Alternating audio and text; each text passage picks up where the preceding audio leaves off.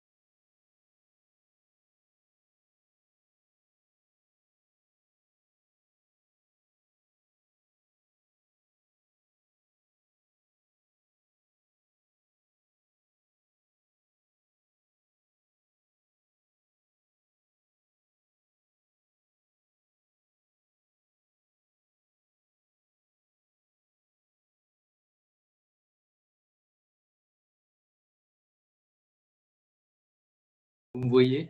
Start my vidéo. Non, vous ne voyez pas. On vous entend aussi. Bon, alors c'est parfait.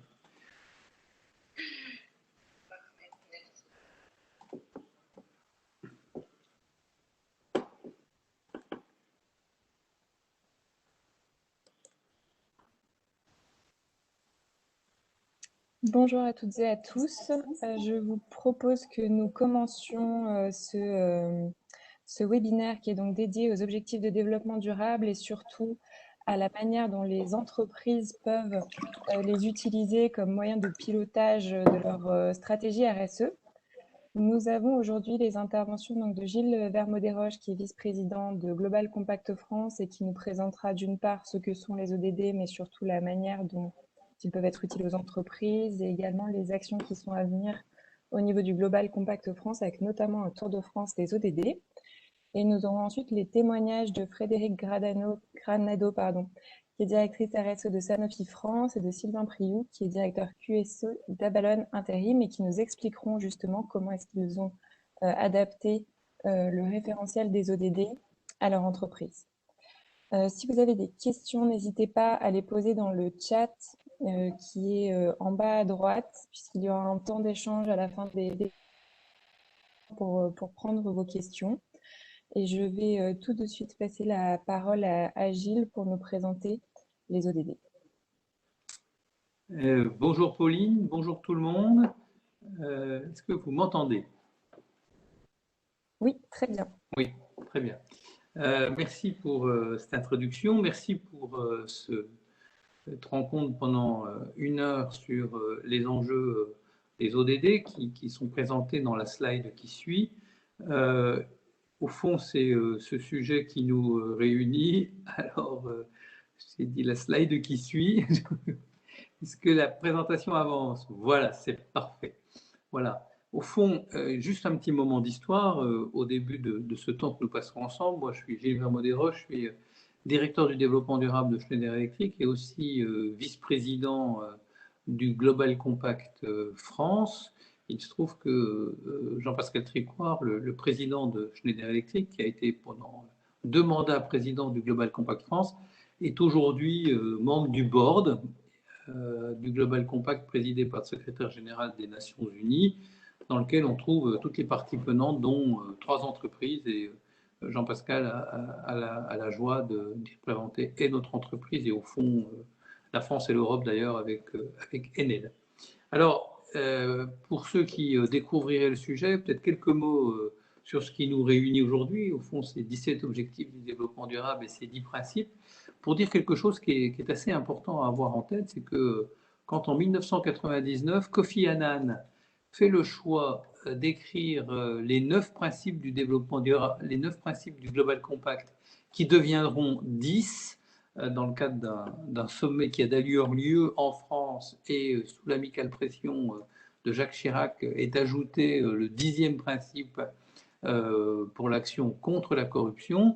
Quand Kofi Annan, donc, en 1999, lance les principes du Global Compact, on peut dire historiquement que c'est une des premières fois où officiellement, venu de New York, des Nations Unies, il y a un intérêt sur la mobilisation des entreprises et une prise en compte qu'au cœur de la logique du progrès que veut porter les Nations Unies, les entreprises devenues mondiales ont à jouer leur rôle pour faire respecter ces principes, pour s'y engager elles-mêmes. Et on peut dire que l'ensemble des actions qui se passent depuis sur le climat, l'agenda des solutions, les COP, etc., les mobilisations des entreprises, trouvent leur origine dans cette première grande relation entre le monde de l'entreprise et les principes. Et très rapidement en France, une association se crée avec 3 entreprises qui commencent à mobiliser autour d'elles. Et c'est comme ça qu'on trouve le réseau qui est le nôtre aujourd'hui. Et puis, au lendemain de l'accord de Paris, une grande réflexion est menée, déjà très en amont, excusez-moi, pour dire que, au fond, tout est lié et qu'il y a 17 grands principes, 17 grands objectifs à tenir pour 2030, pour un monde plus durable. Et c'est le lien entre ces deux actions. Au fond, les principes du Global Compact, c'est la règle première sur la promotion de la négociation collective, l'interdiction du travail des enfants, la promotion des droits de l'homme, la contribution aux enjeux environnementaux, le respect des normes internationales du travail, etc., etc. Ça, c'est plutôt les principes de back-office à mettre en œuvre dans toutes nos actions. Et puis, les objectifs du développement durable, c'est projeter l'entreprise dans ses impacts. On verra comment j'utilise ces deux mots, projeter l'entreprise dans ses impacts. Et donc, à votre service, en France, depuis ces années, on a une association qui s'appelle le Global Compact France, dont dans la slide d'après, vous découvrez les 4 grands champs d'action.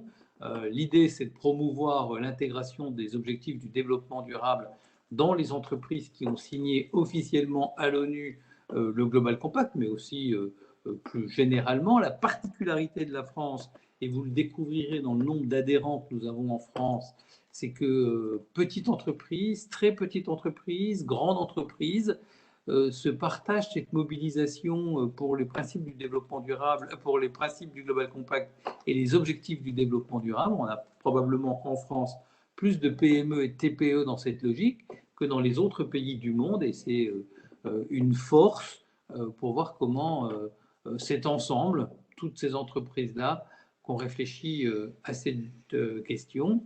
Et puis, l'association permet aussi d'accompagner chaque entreprise signataire dans la publication de ces bonnes pratiques, puisque celle-ci est nécessaire pour rester signataire une fois qu'on a signé, et puis dans la compréhension de ce que sont les principes du Global Compact et les objectifs du développement durable. Enfin, et c'est très important, c'est un lieu de plateforme nationale, locale, avec le Tour de France des ODD, pour accompagner petites et grandes entreprises, être partenaire des autres acteurs qui contribuent à la prospérité et au progrès tout en respectant les enjeux du développement durable, que le Global Compact France se mobilise. Et dans la slide d'après, vous voyez que nous avons aujourd'hui 1330 adhérents, 1374 entreprises. C'est nombreux, puisque le Global Compact au niveau mondial a à peu près 10 000 entreprises signataires, c'est-à-dire que 13% sont françaises. Et puis là, vous avez une extraction d'une page du site, et quand vous allez sur le site, vous avez toutes les informations nécessaires pour découvrir les principes du Global Compact, comprendre les objectifs du développement durable et ce que les uns et les autres font, percevoir des informations régulières, et puis aller sur la plateforme numérique dédiée aux objectifs du développement durable. N'hésitez pas d'y aller. Puis si l'un ou l'autre d'entre vous souhaite signer le Global Compact parce que son entreprise ne l'a pas encore fait, n'hésitez pas de prendre conseil auprès de notre réseau pour signer sur le site de l'ONU officiellement, par le nom de votre dirigeant ou dirigeante, le Global Compact. Enfin, vous aurez dans la slide d'après quelques images de toutes les publications que nous avons, et en particulier l'une sur laquelle je reviendrai tout à l'heure, qui est le baromètre ODD des entreprises françaises et du développement durable que nous faisons avec PwC pour comprendre comment avance cette dimension au cœur de l'entreprise. Alors, on est en 2021, slide d'après, et la discussion qu'on a aujourd'hui est cohérente avec l'agenda mondial sur le sujet. Alors, l'agenda mondial sur le sujet est perturbé par le Covid, comme vous le savez, puisque l'an dernier a été sur tous ces grands sommets une année blanche. Probablement que nous aurons à Glasgow la COP26 du climat, celle qui suit 6 ans après la COP21 de l'accord de Paris. Et puis normalement, l'année dernière, cette année, devrait être le grand round de la compréhension de la biodiversité et de comment les entreprises se mobilisent pour celle-ci, avec déjà un événement à Marseille, le Congrès mondial de la nature, en début du mois de septembre, et puis un événement plus tard en Chine, qui est la COP 15 pour la biodiversité. On peut aussi mentionner la Climate Week qui a toujours lieu au moment de l'Assemblée générale de l'ONU à la fin du mois de septembre. Ça, c'est pour les agendas internationaux. Et donc, dans la slide d'après, quand on est français, on voit à peu près tous les enjeux pour nos entreprises qui sont liés à ce sujet. Alors, en bas, vous voyez celui du jour, puisque peu de temps après la fin de cette conférence sera l'ouverture du Conseil des ministres où sera présenté le projet de loi climat, qui intervient sur beaucoup de sujets liés au monde de l'entreprise, sur la publicité, sur l'évolution de la gestion de la précarité énergétique, mais aussi la réflexion des bâtiments pour plus d'efficacité énergétique, etc., etc. Voilà, une loi assez forte sur tous ces enjeux environnementaux, mais aussi sociaux, liés au développement durable et de manière plus générale. Il y a tous les enjeux de taxonomie réfléchis par l'Europe aujourd'hui sur le climat et demain aussi sur les enjeux sociaux. La réforme de la directive sur le reporting extra-financier qui a lieu en France, mais qui en même temps se fait dans un contexte international où les auditeurs avec le World Economic Forum essayent de standardiser ce sujet, et puis d'autres acteurs portent aussi d'autres projets pour avoir une vision plus claire. On parle souvent de la TCFD pour les enjeux climat, on parle de SISB et la GRI pour le reporting général. On voit bien que tout ça est en train de se formaliser plutôt pour les grandes entreprises, mais quand c'est formalisé comme ça pour les entreprises, bon, en général, elles ont ce type de discussion aussi avec leurs partenaires économiques, et donc petites et grandes entreprises sont liées à ces sujets. On a tous les enjeux aussi de gouvernance d'entreprise qui progressent depuis la loi du devoir de vigilance qui va elle-même évoluer cette année. Vous voyez, voilà, ça c'est le contexte global du sujet, et dans ce contexte global, quelle est la stratégie du Global Compact au niveau mondial? Dans la slide d'après, celle-ci s'organise sur comment renforcer le reporting des entreprises, comment équilibrer les différents niveaux d'engagement entre l'ONU, les continents, les pays, etc. Il y a des thèmes prioritaires de la réflexion aujourd'hui. L'égalité homme-femme est un grand thème du Global Compact. Le travail décent est un thème nouveau dans le monde de nos entreprises où on est invité à mesurer ce sujet et à le faire progresser. Le climat, les droits humains. Comment on accompagne les PME? Au fond, la pratique française du Global Compact, ouverte à toutes les entreprises, est en train de faire une mobilisation aussi du Global Compact au niveau mondial, qui comprend bien que tout est lié et que toutes les entreprises se mobilisent, et puis le renforcement de ce Global Compact au cœur de l'ONU. J'en ajouterai un sixième.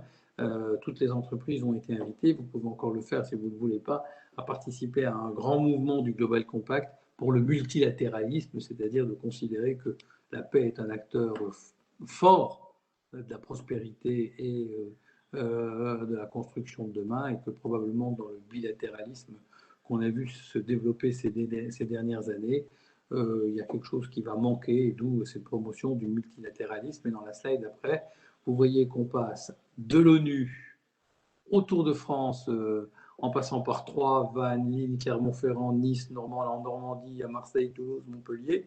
On est tous embarqués, quel que soit le niveau, dans cette démarche. Et le Global Compact France a cette capacité d'être à la fois un réseau d'entreprises de toute taille, dans lequel sur tous ces sujets il y a l'échange, et puis un réseau qui nous connecte à la réflexion mondiale sur ces enjeux que porte le Global Compact au niveau mondial et à l'ONU. C'est le côté hybride de cette association qui est à la fois venue chez nous auprès de chacune de nos entreprises, cette mobilisation faite par l'ONU et l'équipe qui la porte à New York, et puis venue de chacun de nos territoires, des actions de petites et grandes entreprises, pour ensemble comprendre mieux en quoi intégrer les 10 principes du Global Compact et les 17 ODD est un outil de performance pour nos entreprises, mais aussi d'attractivité, et puis probablement à l'intérieur de l'entreprise, un grand outil de fierté des collaborateurs quand on suit ces enjeux et qu'on avance. Et bien justement, dans ces enjeux, prenons quelques temps avant la fin de cette intervention sur parler des objectifs du développement durable. Quand on regarde les enjeux du développement durable depuis 1999, on peut dire qu'est-ce qui s'est passé et quelles sont les grandes tendances devant nous. La première chose qui s'est passée, particulièrement pour les grandes entreprises, mais aussi pour leurs partenaires économiques, a été de mobiliser des process pour ce qu'on appelle la RSE en France, la Corporate Social Responsibility au niveau mondial, et puis l'ESG, souvent dans lequel des investisseurs, il y a peut-être des acteurs du système investisseur ou banquier dans cette conférence, ont fait avancer. Donc c'est une grande logique d'augmentation de process, d'alignement de toute l'entreprise au niveau mondial sur un certain nombre de niveaux forts, et en particulier tout ce qu'il y a autour des 10 objectifs du développement durable. Des 10 principes du Global Compact. Et puis sont arrivés ces objectifs du développement durable, et au fond, ils arrivent à un moment opportun, y compris cohérent avec la loi Pacte, où chaque entreprise est invitée à expliquer sa raison d'être. Expliquer sa raison d'être, c'est au fond ne pas dire que si on est responsable, c'est parce que c'est notre ADN, c'est parce que les anciens l'étaient, c'est parce qu'on faisait du développement durable sans le savoir, c'est parce que ceci, cela, qui en général nous ramène au passé et nous fait regarder derrière.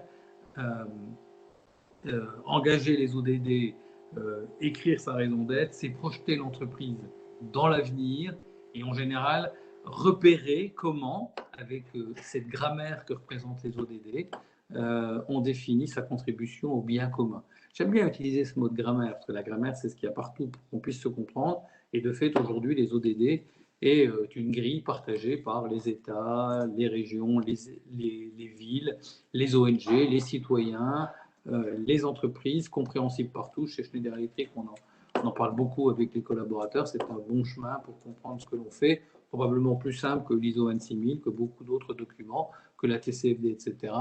Suppression de la pauvreté, suppression de la faim, une bonne santé pour tout le monde, l'égalité professionnelle, etc., etc. On voit qu'il y a là des sujets d'impact et on voit pourquoi on se mobilise pour le faire. Et donc, dans ce chemin de l'écriture de la raison d'être, intégrer les objectifs du développement durable, c'est une manière de se poser les bonnes questions pour aller vers l'avenir. Et donc, voilà en quoi ils sont utiles. Premièrement, pour accompagner tout cet effort d'écriture de la raison d'être, qui permet à chaque entreprise de dire qui elle est, comment elle se projette dans l'avenir et comment elle contribue au bien commun, étant entendu que probablement dans les 10 ans qui viennent, et c'est cohérent avec les principes du développement durable, cette question de bien commun va s'enrichir. Aujourd'hui, très profondément, quand on parle du bien commun, on a souvent le sentiment qu'on parle de la planète, de l'environnement et du climat, qui est une de ses fragilités, on peut dire. Eh bien, probablement, et que la crise du Covid va l'accélérer, que quand on parlera du bien commun dans les 10 ans qui viennent, sera toujours présent cette question-là, mais aussi où sera fortement présent et impactant l'ensemble des questions qui sont liées à l'humanité, la civilisation, la société, et peut-être les jeunes qui sont un point focal important pour construire l'avenir, tant dans nos pays de l'OCDE où après le Covid, probablement que la question de l'emploi va être plus complexe qu'avant, que dans tous les pays en développement où l'immense croissance de la population mondiale est faite aujourd'hui avec des gens qui arrivent proches de l'âge de l'adulte et pensent à construire leur futur. Donc, il y a là dans nos politique de responsabilité sociale d'entreprise, dans nos engagements, quelque chose de très fort, puisqu'au fond, l'ensemble des engagements se rappellent que pour vivre demain, pour bâtir progrès et développement et sustainability, l'enjeu premier, c'est de faire en sorte que le monde ne devienne pas une poêle à frire. Et l'enjeu tout aussi important est de protéger le modèle social et d'y intégrer ceux qui aujourd'hui, pour plein de raisons, n'y sont pas, et que la crise a encore mis un peu plus en dehors de la démarche. Donc vous voyez, les objectifs du développement durable, c'est un cadre global. Alors souvent se pose la question à ce moment-là de comment vous les utilisez dans les entreprises. Alors, laissez-moi prendre quelques minutes la casquette de Schneider Electric. Au fond, c'est dans la manière qu'on a intégré les objectifs du développement durable que cette entreprise, et vous avez le logo derrière moi, vient d'être reconnue la semaine dernière au World Economic Forum pour un an. Il faut l'utiliser pour progresser. Ça n'est pour le coup pas durable, mais c'est toujours agréable quand on pilote le développement durable de son entreprise de recevoir ce type de mobilisation, d'autant que 8000 entreprises étaient mondiales, il fallait avoir plus d'1 milliard de chiffre d'affaires pour être dans cette compétition l'été, avoir reçu le titre de l'entreprise la plus développement durable de l'année. Les objectifs du développement durable, il me semble, c'est un tout qu'il ne faut pas séparer. Et moi, je vous conseillerais assez volontiers, lorsque vous avez à travailler sur ce sujet, d'essayer de poser votre regard avec vos collaborateurs, avec vos partenaires sur tous ces sujets. Parce qu'au fond, si en les regardant, vous dites « Ah ben voilà, celui-là c'est le mien, ça c'est ce que je fais, ça c'est ce que je vais faire mieux », les objectifs du développement durable ne sont pas utiles. Si Schneider Electric en sort la conclusion que l'industrie, les infrastructures de demain, l'accès à l'électricité, des villes plus durables sont nos 3 priorités et que donc on va retenir ces 3 objectifs-là parce qu'on ne peut pas tout faire, on aura probablement trahi l'idée du développement durable. Et mon deuxième commentaire, c'est que mon expérience montre que les objectifs du développement durable, qui peuvent apparaître les plus loin de l'entreprise que je représente, et lorsqu'ils sont mis sur la table, lorsqu'on y réfléchit, sont très féconds de discussion, de compréhension, d'innovation. Par exemple, le 14, vie aquatique, peut apparaître tellement loin de Schneider Electric. Eh bien, c'est un indicateur sur lequel nous avons pris des engagements sur la manière de transporter nos produits, d'organiser notre logistique, sur la suppression totale des plastiques à usage unique, sur les matières premières de Schneider Electric, etc., etc. Vous voyez, probablement que les objectifs du développement durable qui peuvent apparaître le plus loin de chacune de nos entreprises, une PME, une grande entreprise, permettent entre nous une discussion plus enrichissante que ceux qui sont une évidence pour l'entreprise. Alors, en allant à la slide d'après et en allant à la conclusion de mon propos, j'ai envie de vous dire, écoutez, il me semble que dans le développement durable, il y a aujourd'hui 3 grandes tendances. La première tendance, c'est de passer de qu'est-ce que je fais, à qui je suis, et donc c'est tout l'enjeu de la Purpose-led Company au niveau mondial, de la loi Pacte en France et de la raison d'être. Ces objectifs, ces principes sont des très bons outils, une très belle grammaire pour être capable de mieux affiner l'engagement d'avenir de son entreprise pour contribuer au bien commun. Premier point.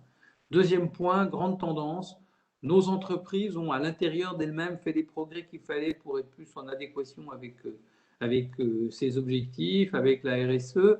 Probablement que dans les années qui viennent, l'enjeu central va y être d'emmener ses partenaires économiques. C'est-à-dire que toute grande entreprise doit pousser cette réflexion avec ses partenaires économiques, souvent des entreprises de plus petite taille, mais pas toujours, et que donc aujourd'hui chaque entreprise va être concernée à cette démarche-là, soit parce qu'elle est fournisseur d'une grande entreprise qui se doit dans sa marge de progrès d'intégrer ses partenaires économiques, soit parce qu'elle délivre directement ses biens et services aux consommateurs de plus en plus attentifs à ces sujets, et ça sera un intérêt de pouvoir les intégrer et de dire comment les offres de votre entreprise, sa manière de s'organiser est cohérente avec ce sujet. Et puis, il y a un troisième objectif que ce que je viens de dire me pousse à ajouter, c'est que probablement demain, C'est le citoyen qui va, par sa volonté d'achat, par ses choix, être encore plus intéressé à ces sujets-là. Et donc, ce développement durable qui jusqu'à maintenant était souvent une adaptation de la communication corporate de l'entreprise va progressivement être aussi un des outils de la création de valeur attachée à chaque produit, à chaque solution.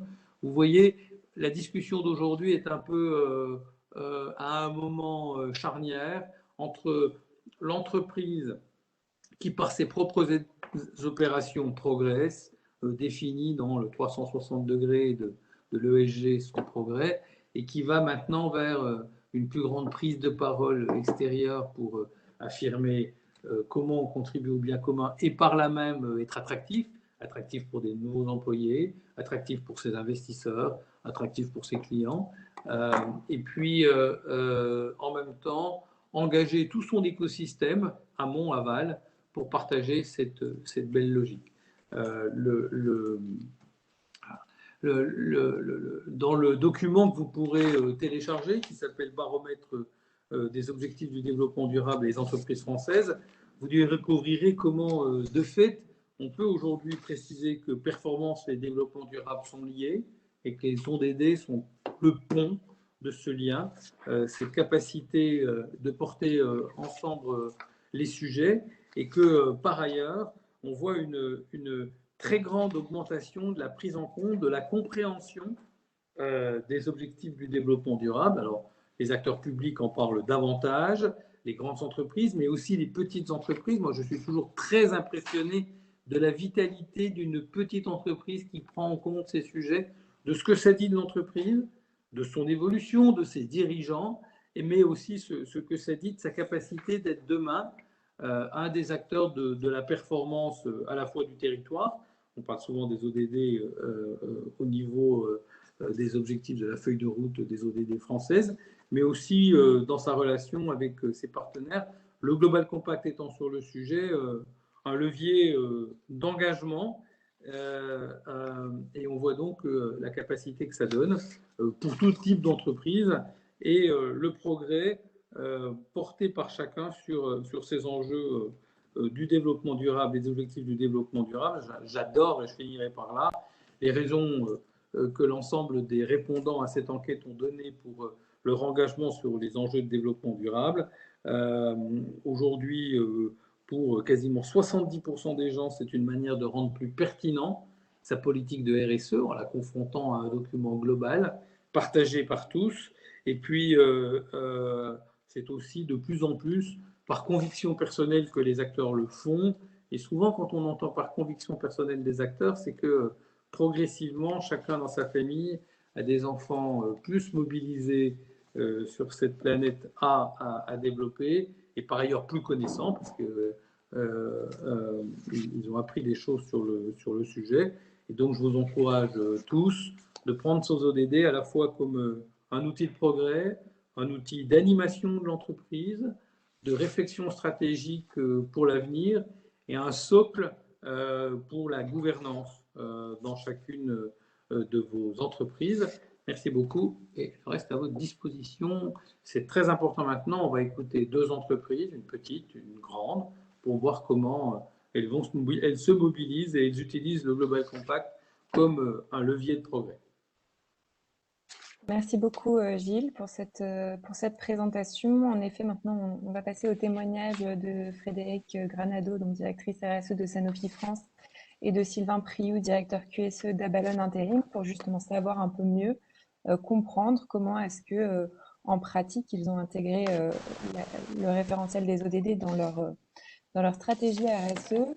Et la première question que j'aimerais vous poser à tous les deux, c'est justement pourquoi est-ce que vous avez choisi d'utiliser ce référentiel pour structurer vos actions et la manière dont vous l'avez mis en place dans votre entreprise. Je propose que Frédéric, que vous commenciez, puis que Sylvain nous partage son témoignage également. Bonjour à toutes et à tous, et merci Gilles, parce que c'était la présentation que vous avez faite donnait vraiment le sens de l'action dans laquelle nous, on s'est engagé vis-à-vis des ODD. Alors, Sanofi est membre du Global Compact depuis longtemps et avait, disons jusqu'à maintenant, on travaillait surtout sur tableaux de concordance qui sont publiés dans un certain nombre de documents, dont le document de référence.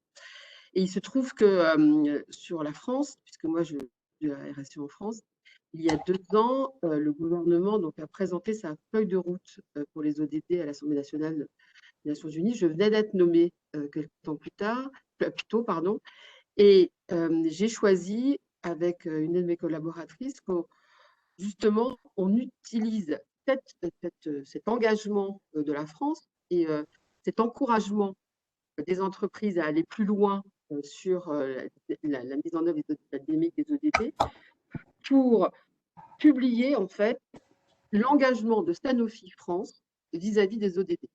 Donc en fait, on a eu une démarche assez pragmatique.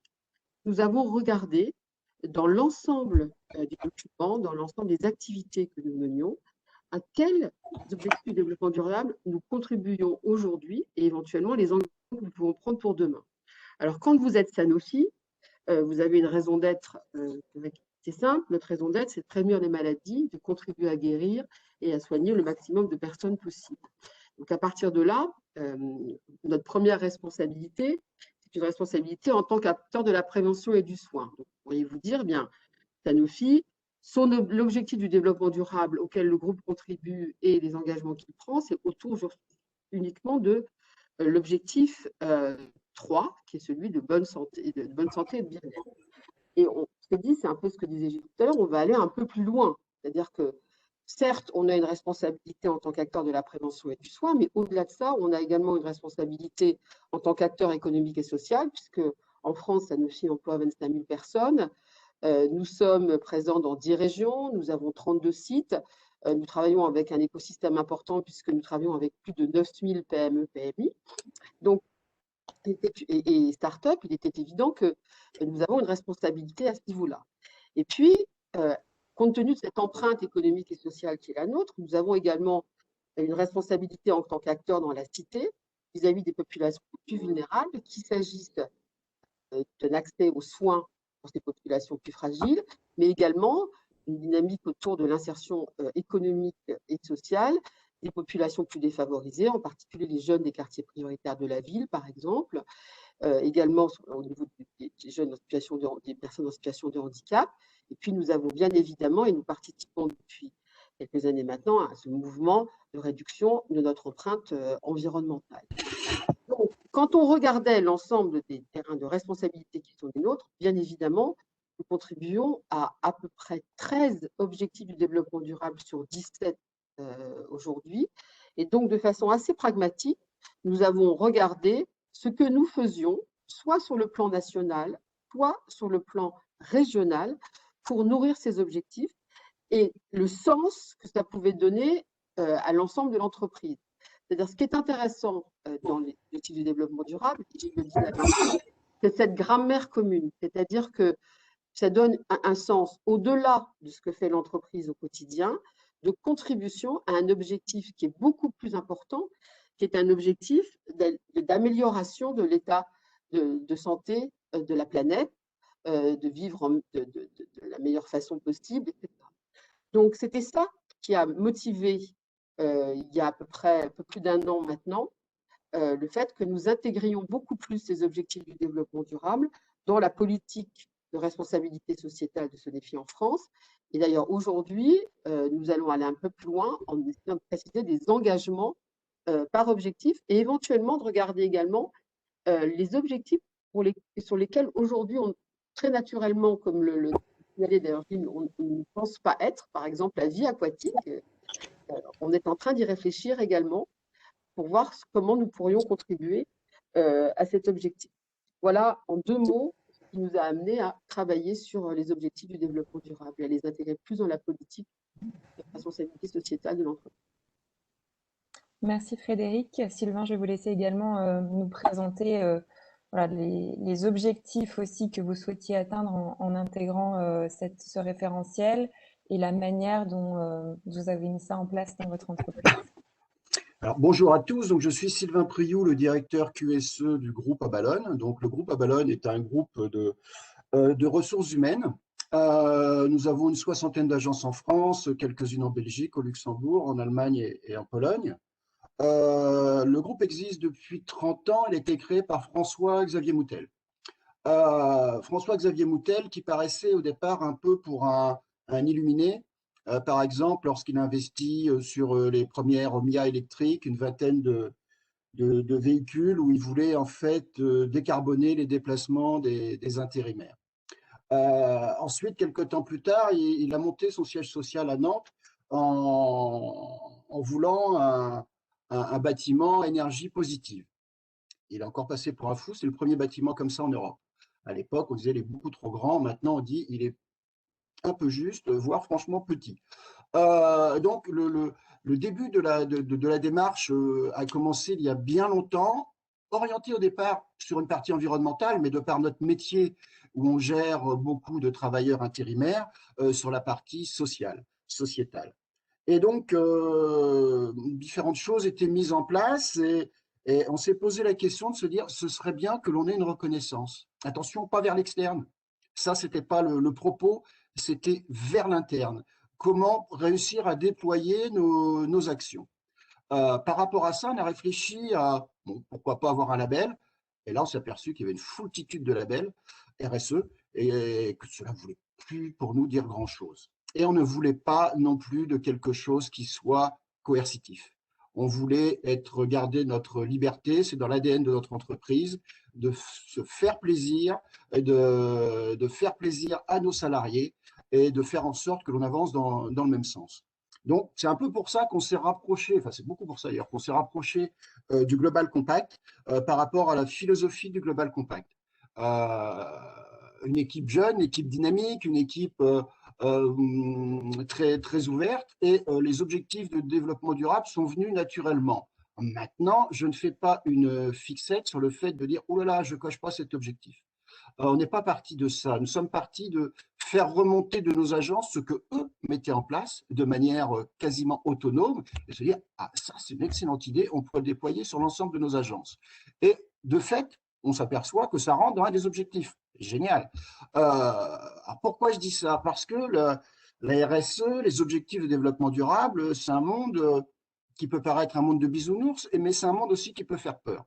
Quand je dis qu'il peut faire peur, Gilles parlait de raison d'être des entreprises. Moi, j'ai noté quelques raisons d'être et quelques termes qui étaient utilisés. Gilles parlait grammaire, moi je vais parler vocabulaire. Quand on parle, par exemple, d'un monde numérique inclusif, d'une stratégie commerciale inclusive, quand on parle de résilience, de parties prenantes, comme dans l'ISO, d'humaniser l'investissement, ne serait-ce que le terme RSE, sur un comité de direction, ça ne pose pas de souci.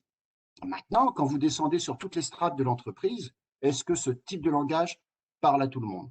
Donc là, c'est une des alertes. Je dis attention au vocabulaire qu'on utilise dans l'entreprise si on veut que les objectifs de développement durable soient bien, je dirais, intégrés, qu'ils soient bien compris. C'est important aussi d'avoir un vocabulaire qui soit compréhensible par tous. Pour revenir sur ces actions de développement durable, on recherche, parce que toujours pareil, faire des actions développement durable au niveau d'un siège social, c'est simple. Le déployer sur des agences, nous, les plus petites agences, il y a 2 permanents, plus les intérimaires. La plus grosse, va y avoir 6-7 permanents, plus les intérimaires. Comment je vais réussir à déployer ces objectifs, ces actions vers l'ensemble de ces personnes? Donc, on a eu on a pas mal d'actions, des actions qui nécessitent de l'investissement en temps, de l'investissement financier, mais aussi des actions qui nécessitent quasiment rien. Et pour les petites entreprises, on peut déjà aller vers ces actions, sachant que dans vos démarches quotidiennes, dans vos mises en place, lorsque vous accueillez des petits jeunes comme stagiaires pour la découverte d'entreprise, vous faites de la RSE. Lorsque vous investissez sur une station de traitement des eaux pour d'autres raisons, mais voilà, on parle beaucoup de vie aquatique, on est dedans. C'est-à-dire que la RSE, les entreprises, les petites, les moyennes, en font déjà, un peu comme M. Jourdain sans forcément le savoir, et derrière, coche des cases objectif développement durable. Maintenant, il y a moyen d'aller plus loin et de se poser des questions. La vie aquatique pose pas mal de questions sur nos entreprises. Par rapport à ça, on a fait un petit truc. Nous, on a aussi la volonté, c'est d'impliquer les enfants. Il ne faut pas oublier que la RSE, la mise en place des objectifs de développement durable, là, on va pouvoir constater des choses vraiment, je ne suis pas sûr que ce soit nous qui puissions les constater, mais plutôt nos enfants, voire nos petits-enfants. Là, ce sera, j'espère, nettement plus prégnant. Alors, par rapport à ça, comment sensibiliser les enfants? Sur la vie aquatique, on a tout simplement fait un concours de dessin. La protection des océans, pour vous, c'est quoi? Pour les enfants de nos salariés. Et en fait, il y a une certaine émulation avec les parents, avec les grands-parents et tout. Alors, on a fait un petit concours à terme, enfin voilà, comme dans l'école des fans, tout le monde a gagné. Mais on a la volonté d'impliquer les enfants. Ensuite, une autre action que l'on a pu faire, de plus grosse ampleur, c'est de dire comment est-ce qu'on peut lier le traitement de nos déchets avec la culture, avec l'art. L'art qui est en grande difficulté en ce moment. Et en fait, on a lancé une action qui s'appelle un cœur en canette, sur lequel on partait sur la base de pouvoir récupérer des canettes type canettes métal, Coca et autres, de pouvoir les récupérer.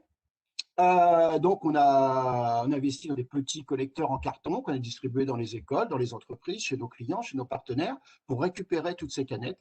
Et on a travaillé avec un artiste plasticien, Alfredo Longo, qui en fait fait des sculptures à base de canettes.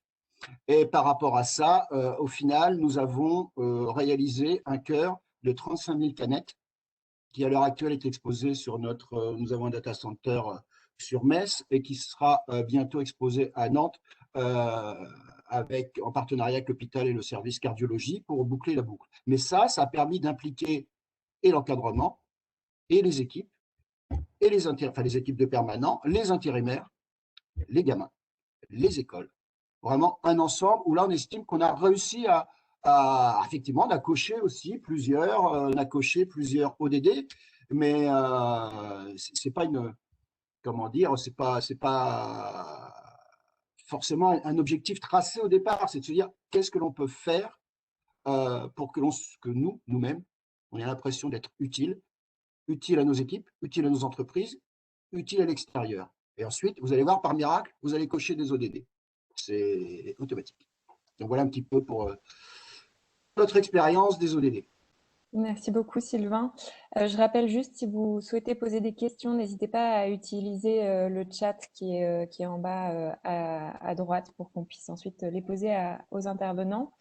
Frédéric, est-ce que vous aviez aussi peut-être quelques exemples, comme l'a cité Sylvain, des exemples plus concrets d'actions qui ont été mises en place au niveau de Sanofi, puisque c'est vrai que c'est toujours un peu, comme vous l'avez dit, parfois les entreprises sont un peu perplexes sur les dénominations des ODD et la manière dont elles peuvent s'impliquer sur ces ODD. Donc, si vous aviez peut-être justement quelques exemples également. Vous avez votre micro coupé, Frédéric. Excusez-moi, je ne voulais pas gêner pendant que Sylvain parlait, du coup, je l'avais coupé. Oui, l'objectif qu'on poursuit maintenant, c'est vraiment une sensibilisation en interne. Donc, en fait, on a commencé aussi, par exemple, à nourrir un certain nombre de programmes sur l'éducation de qualité, par exemple, puisqu'on associe l'ensemble de nos sites en France autour du travail du programme PACT, que certaines entreprises connectées connaissent, qui est un programme d'insertion des jeunes des quartiers prioritaires de la ville, soit en les accueillant, en les sensibilisant à ce qu'est une entreprise au travers de stages de troisième, soit avec du mentorat. Donc aujourd'hui, on a augmenté de 30% le nombre de parrains et marraines au sein de l'entreprise, et ça sur l'ensemble de nos sites. Et donc, au fur et à mesure, on explique en interne l'importance de cette démarche pour justement contribuer à cet objectif d'éducation de qualité pour les jeunes en France. Donc, on a mis en place ceci. On en a évidemment un certain nombre en ce qui concerne la réduction de notre empreinte sur le plan climatique, puisque sur les 13, on a eu une progression de la réduction de nos émissions de CO2 depuis 10 ans. Donc là aussi, on sensibilise les sites pour leur expliquer qu'au-delà des labels divers et variés, ils contribuent à l'atteinte de ces objectifs du développement durable, c'est-à-dire à un mouvement qui est un mouvement qui dépasse l'entreprise, qui dépasse le cadre national. Et donc, à chaque fois maintenant qu'on va mener un certain nombre d'actions, on va faire en sorte, et on va d'ailleurs en susciter, que les différentes parties prenantes internes, et Sylvain a raison, c'est très important de mobiliser l'interne, s'approprient ces objectifs du développement durable et voient le sens. Parce que ce que donnent aussi ces objectifs, c'est vraiment le sens de l'action de l'entreprise au-delà de son activité quotidienne. Donc, on a mené effectivement différents types d'actions, y compris sur, évidemment, l'activité l'ODD qui est le plus important quand on s'appelle Sanofi, c'est celui de la santé. Donc, à chaque fois que nous menons de nouveaux programmes de recherche, que nous contribuons à améliorer la santé de nos concitoyens, bien évidemment, nous indiquons cela dans l'ODD 3. Et en fait, du coup, on voit que l'ensemble des activités, l'ensemble des collaborateurs de l'entreprise jouent un rôle dans la mise en place, dans la mise en œuvre de ces objectifs. Et en plus, c'est comparable, parce que c'est ça qui est intéressant, hein, c'est cette grammaire, j'utilise moi-même ce terme commune, c'est que c'est comparable d'un site à l'autre, d'un pays à l'autre, d'une entreprise à l'autre. Et donc ça crée vraiment un mouvement, je trouve, intéressant de mobilisation. Merci Frédéric. Justement, on a deux questions de participants auxquelles vous pourrez tous les trois répondre. D'une part, est-ce que vous considérez que les ODD sont utiles pour démontrer l'impact des entreprises et justement ne pas être simplement dans un exercice de cocher les ODD? Donc, vous avez déjà un peu en partie répondu hein, dans cette logique de structuration un peu de la démarche, de rendre plus visible l'exercice. Mais peut-être, voilà, est-ce que vous avez d'autres comment dire, d'autres remarques sur la manière dont les ODD permettent de mieux comprendre l'impact des entreprises? Et on a également une question sur où en sont les régions françaises dans les ODD. Voilà, un peu, et peut-être Gilles, vous pourrez aussi nous éclairer sur la manière dont les entreprises françaises s'approprient vraiment les ODD aussi au niveau territorial. Alors, je ne sais pas qui veut commencer. Oui, merci beaucoup. Le premier sujet est toujours une grande question entre un vernis extérieur et un processus de changement. Je crois qu'avec mes deux collègues, je partage l'idée que quand on avance sur les ODD en interne avec ses collaborateurs et qu'on fait sérieusement cette prise en compte-là, alors on peut s'assurer qu'on a un propos plus robuste, plus puissant sur le sujet, parce que au fond, dans toutes les parties prenantes d'une entreprise, ceux qui la connaissent le mieux, qui ne s'en laisseront pas dire et qui verront bien la différence entre le vernis et la profondeur, sont les propres collaborateurs de l'entreprise. Et au fond, ça n'est pas un petit plus, c'est un révélateur de la manière dont on prend en compte les objectifs du développement durable. Et par ailleurs, de fait, on a autour de cette table ronde beaucoup de personnes qui sont dans les territoires, on a des représentants de fédérations, on a des représentants d'entreprises. Il y a deux temps dans cette logique des ODD et je pense que dans les 10 ans qui viennent, puisque normalement ils sont fixés pour 2030, on passera du premier au second. Le premier temps, c'est voir ce que l'on fait dans ces politiques de responsabilité et de bâtir la cohérence dans un premier temps, puis la convergence dans un deuxième temps de toutes ces actions ramenées à chaque ODD. C'est d'ailleurs ce que fait la France quand elle établit un gros document que vous pouvez lire en allant sur Google, vous tapez feuille de route ODD France, vous verrez toutes les actions mises sous les 17 ODD. Puis je pense qu'il y aura un deuxième temps où on n'aura pas cette pratique de relation avec les ODD a posteriori, mais a priori. C'est-à-dire Schneider Electric, par exemple, je peux prendre cet exemple une minute, quand on a réfléchi notre feuille de route 2021-2025 avec notre outil de mesure du progrès qui s'appelle Schneider Sustainability Impact, avec 11 grandes transformations et 25 programmes d'excellence, le tout mesuré tout le temps. Alors on est rentré dans une deuxième logique qui est de partir des ODD, de voir qu'est-ce que ça dit à notre entreprise, de comprendre notre impact et d'établir nos objectifs dans ce cadre-là. Vous voyez, premier niveau, on est sensibilisé aux ODD et on regarde autour de tout ce qu'on fait, comment on peut les répartir suivant les différentes ODD. Puis peut-être deuxième niveau, lorsqu'on a retravaillé sa feuille de route, partir des ODD et comprendre comment les mobiliser. Et vous avez raison dans la question qui est passée après, le Global Compact France organise le Tour de France du Global Compact. Ce qui est fabuleux, c'est qu'il est animé par des entreprises, petites et grandes, sur les territoires. Et donc, on se retrouve sur chaque territoire avec des entreprises de tailles différentes qui partagent ce qu'elles font, qui peuvent le faire aussi avec les acteurs publics locaux, puisqu'on disait que c'était une grammaire de toutes les parties prenantes. Donc, n'hésitez pas à aller sur le site. Il y a à la fois beaucoup d'informations sur ce que font les autres entreprises, beaucoup d'informations et de partage d'études sur le sujet pour mieux comprendre, et puis tout cet agenda de mobilisation territoire par territoire. Et si l'un ou l'autre d'entre vous, vous voulez sur votre territoire organiser un événement, en lien avec le MEDEF localement, en lien avec le Global Compact France, on pourra faire cet événement et partir là aussi des ODD pour comprendre comment progresser tous ensemble avec les acteurs différents d'un territoire. Merci beaucoup, Gilles. Avant de laisser Frédéric et Sylvain réagir justement sur cette question de mesure de l'impact, je voudrais ajouter deux questions qui ont été posées entre-temps. Un sur la manière dont, enfin les méthodes de reporting que vous avez pu mettre en place peut-être pour mesurer votre contribution aux ODD, et également la manière dont vous avez réussi à faire adhérer les salariés et l'encadrement à cette démarche, s'il y a eu des réticences ou non.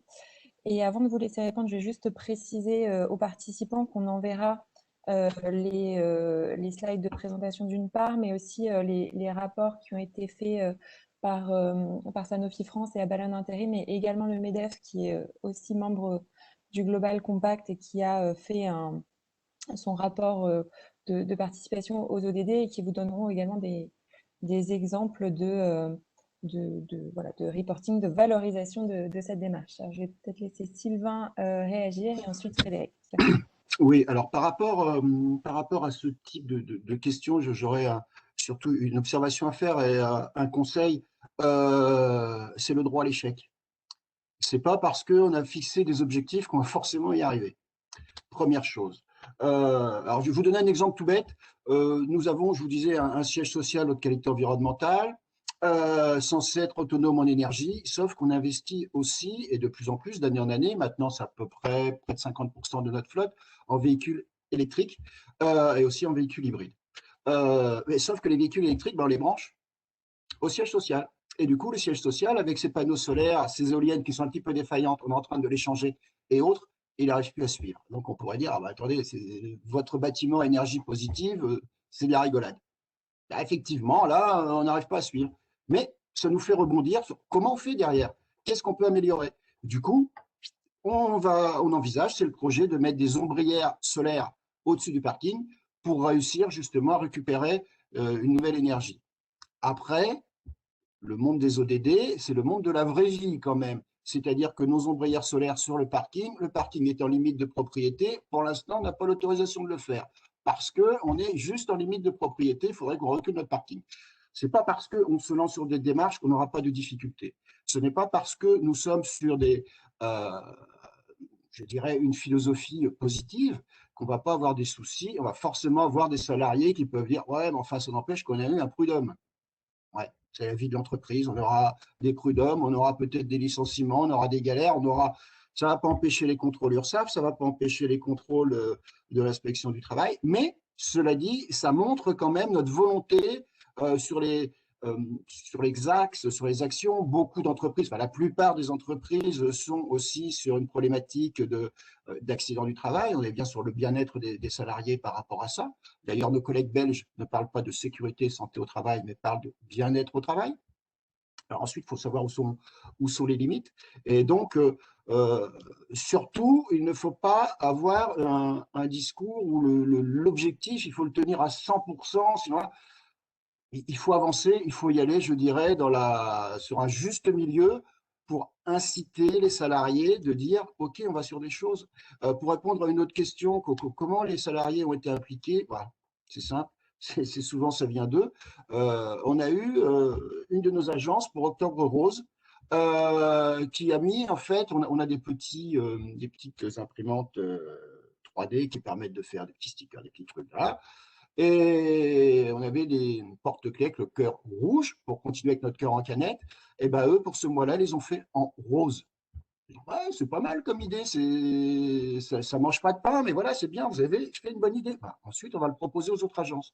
C'est un peu le principe de dire, vous avez des bonnes idées qui viennent de la base. Les bonnes idées ne viennent pas nécessairement du comité de direction, ça vient de la base et derrière de les déployer. Et du coup, eh ben, l'agence d'à côté dit, ah, bah, c'est pas mal et tout. Et puis voilà, c'est un petit peu d'essayer de créer une émulation par rapport à ça, mais pas une dictature des ODD. C'est vraiment une émulation et vous allez cocher les cases naturellement derrière. Merci beaucoup, Sylvain. Frédéric, je vous laisse la parole. Le point de l'impact, ce qui est intéressant sur les ODD, c'est que c'est un langage commun. Donc, par exemple, moi, je le vois sur le responsable des grands comptes dans une entreprise comme la nôtre, qui sont en interaction, par exemple, avec des hôpitaux. Si vous prenez des centrales d'achat comme la centrale d'achat des hôpitaux publics privés, par exemple, ils ont fait une démarche vis-à-vis des ODD qui fait que quand nous échangeons avec eux, nous avons une grille de lecture qui est commune. Et en plus, là, pour le coup, la mesure de l'impact des actions qui sont conduites par Sanofi en France est immédiatement lisible. C'est ça qui me paraît intéressant, c'est qu'on a ces objectifs de développement durable, ils nous donnent des grilles de lecture communes et qui permettent de mesurer effectivement plus facilement l'impact de l'activité qui est la nôtre sur l'ensemble des objectifs auxquels nous contribuons. Parce que là, aujourd'hui, on ne contribue pas à l'ensemble des objectifs, mais en tout cas, pour ceux auxquels on contribue, on a à chaque fois, on essaie de donner en tout cas des réalisations et des engagements qui permettent effectivement de nous projeter plus loin. Donc oui, ça favorise l'impact. Sur les collaborateurs, comme je disais, nous, on est en phase 1 de sensibilisation. Et aujourd'hui, on voit que un certain nombre d'entre eux ont envie de montrer qu'un certain nombre d'actions qu'ils réalisent ou qu'ils vont réaliser peuvent contribuer à nourrir ces objectifs du développement durable parce que, une fois encore, ça donne du sens à notre action, plus globalement. J'espère avoir répondu à la question. Merci beaucoup, Frédéric. Je vais rassembler deux questions en une pour la dernière et ça s'adressera plutôt à vous, Gilles. C'est sur la cohérence du référentiel ODD avec d'autres démarches. On a notamment deux questions. Une sur le fait d'une entreprise qui est déjà labellisée RSE, entreprise d'insertion, et qui souhaiterait savoir si c'était du coup redondant d'adhérer aux ODD en ayant ce label. Et enfin, une question plus prospective peut-être sur les mois à venir, sur l'intégration de la loi citoyenne climat et sur la manière dont elle va s'intégrer dans le schéma global, si vous considérez ça comme un plus ou une difficulté. Vous avez votre micro coupé, Gilles. Et tout ça dans une minute, merci beaucoup. Il faut bien prendre en compte pour chacune de nos organisations que les ODD nous projettent dans une nouvelle réalité qui est celle de l'impact. Et que c'est quasi une révolution dans tous les enjeux de RSE, de sustainability, de plus s'intéresser à comment l'entreprise contribue à des sujets précis de progrès collectif que plutôt comment l'entreprise s'organise mieux pour être plus efficiente sans prendre en compte quel type d'impact est là et quel type d'impact ont ces solutions. Au fond, les ODD précipitent cette réflexion d'une cohérence entre ce que je fais, comment je le fais et comment je mets en œuvre des processus d'excellence en termes de ressources humaines, de gouvernance, d'éthique, d'environnement. C'est plutôt les 10 principes du Global Compact. Et puis par les objectifs, c'est à quoi sert de faire tout ça et qu'est-ce que je peux dire sur la place publique de ma contribution à l'amélioration du bien commun et de ces 10 années. Alors, je ne sais pas si on peut vraiment parler de redondance. On monte au-dessus de la montagne, il y a plusieurs chemins. Le premier est évidemment essentiel, faire mieux, faire bien, etc. Le deuxième est plus une réflexion qui nous tire vers l'avenir, et les ODD servent à ça. Alors, il y aura parfois des redondances, il y aura parfois des manières différentes de dire le même sujet, mais en ce sens-là, ça me paraît important. Et puis le deuxième point, et chez Schneider, on fait un peu comme l'a dit David Abalone, on a une plateforme de volontariat des collaborateurs sur lequel il y a des outils qui sont donnés à chacun pour qu'il puisse aller enseigner les ODD dans l'école de ses enfants ou de son quartier. Et au fond, chacun, ou en tous les cas ceux qui le font, sont très heureux et très fiers de le faire. Avant d'être un outil pour son entreprise, j'ai envie de dire aux plus de 100, 150 personnes connectées ici, c'est déjà un outil pour chacun d'entre nous et c'est quelque chose que l'on doit ressentir. Et c'est quand on l'aura ressenti qu'on saura en faire quelque chose d'utile pour le secteur dans lequel on est, l'entreprise dans laquelle on est, et qu'on sera porteur de progrès et que ces ODD permettront de l'organiser et de lui donner un sens. Et merci d'avoir été ici.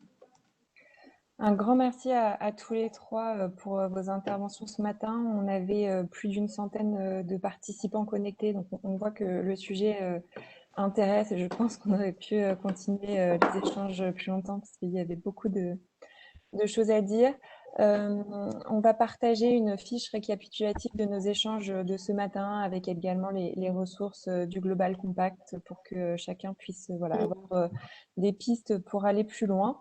Et le MEDEF vous tiendra bien entendu au courant des actions qui seront prévues, notamment dans le cadre du Tour de France des ODD du Global Compact pour que vous puissiez avoir accès à d'autres événements près de chez vous. Encore un grand merci Frédéric, Sylvain et Merci à vous pour votre présence ce matin. Merci à vous. On aurait pu en discuter encore pendant des heures. Je pense aussi. Merci et bonne journée à tous. Merci, bonne journée à tous. Merci.